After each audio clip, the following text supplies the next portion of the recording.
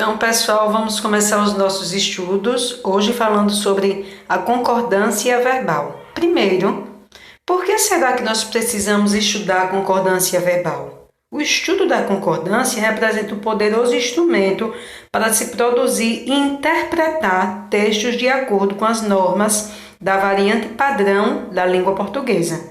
Concordar adequadamente o sujeito com o verbo, pois é isso que permeia a concordância verbal, ou o adjetivo com o substantivo, pois é isto que determina a concordância nominal, pode tornar o texto sem ambiguidades. Bom, vamos ver este quadrinho, né? Sabendo que a concordância verbal é a concordância do verbo com o sujeito em número e pessoa. Então, neste quadrinho temos o seguinte contexto. Siga, podemos ir. É só para uma pessoa. Se fosse para mais de uma, seria sigam. Eu vou primeiro, tchau, faz parte. Então, a personagem, nós percebemos que há este apelo para que se realize a concordância do verbo seguir com o número de pessoas.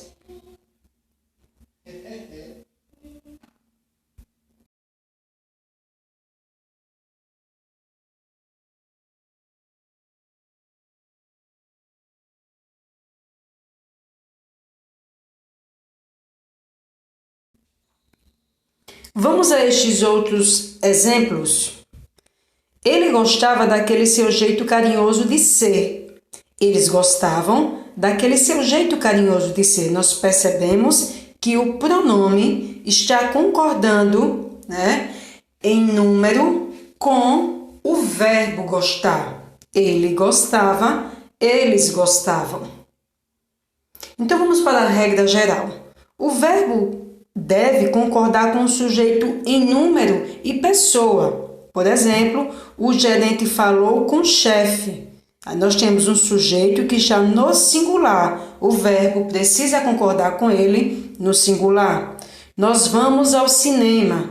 Vejam que a primeira pessoa é do plural e o verbo concordou com esta pessoa no plural. Minhas amigas não compareceram à festa. Vejam que eu tenho minhas amigas, né? O sujeito está no plural e o verbo concordou, o verbo comparecer, também no plural, né? Vamos aos casos especiais, porque eles aparecerão. O sujeito simples, o sujeito é um coletivo. O que é que acontece neste caso especial? O verbo fica no singular. A multidão gritou pelo rádio. Se o coletivo vier especificado, o verbo pode ficar tanto no singular como pode ir para o plural. A multidão de fãs gritou. A multidão de fãs gritaram. Um bando de vândalos destruiu o monumento. E aí nós temos o quê? A palavra bando, né? Pode ser destruiu e pode ser destruíram, porque nós percebemos que o sujeito é um coletivo, sim, mas agora está especificado. Vamos agora para o segundo caso especial. O sujeito é formado de nomes próprios de lugar ou títulos de obras que só aparecem no plural. Se o sujeito não vier precedido de artigo, lembrando, quando falamos de artigo, estamos falando o, a, os ou as, uma, uns ou umas, né? Os artigos definidos e indefinidos no singular.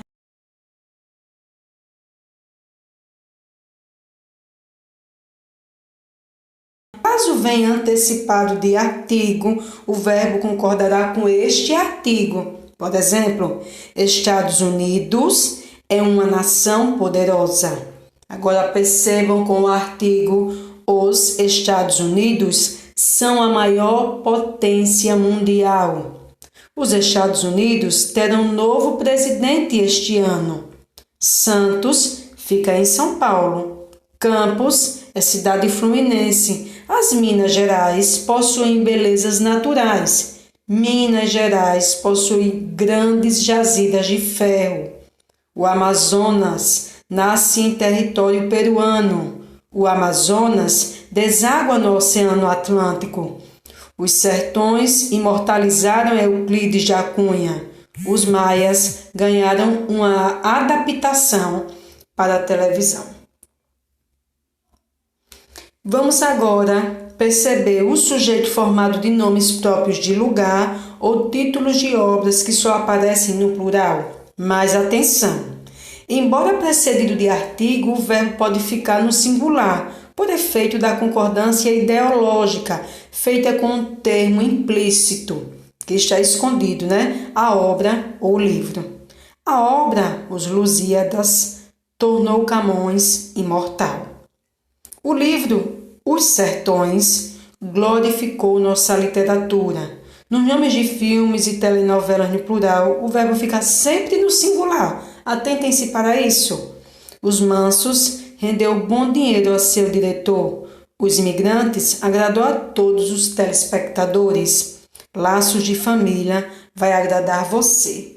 Vou finalizar esta aula até aqui e vou pedir para que vocês treinem um pouco a partir do nosso livro didático. Haverá indicação. Até mais.